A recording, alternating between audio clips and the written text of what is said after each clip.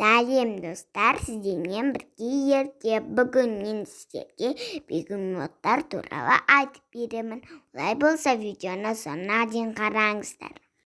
Бегемоттар өмірінің жартысын суда өткізетін алып жануарлар.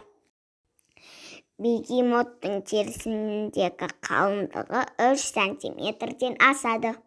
Оның асқазанының ұзындығы 3 метр. Және 200 литрге дейін тамақ сияды. Бегемоттар ең қауіпті жануарлардың қатарына жатады. Уланған бегемот пілге немесе адамға тез шабуыл жасайды. Және оны таптап қана қоймай, оны сұмдық тістерімен тістеп алады.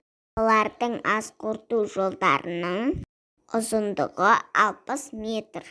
Олардың салмағы 3 тоннадан асады. Бұл жануарлар өмір бойы салмақ қосып отырады екен. Тіпті қолтырауынның өзі бегемоттан қатты қорқады екен. Су астында сүңгу кезінде бегемоттардың танауындағы арнайы клапандар судың мұрынға түсуін тосқауыл қояды. Олар су астында 3-5 минуттай тыныстарын ұстай алады. Олар тұщы суда өмір сүреді. Бегемоттардың есту қабілеті өте жақсы дамыған. Су астында да, құрлықта да жақсы ести алады. Аяқтары өте қысқа болғандықтан тындары жер сызып жүреді. Бегемоттар шөп жейтін жануарлар болғанымен, тістері өте қорқынышты әрі қатты. Олар өзге аңдардан оқшау өмір сүргенді ұнатады.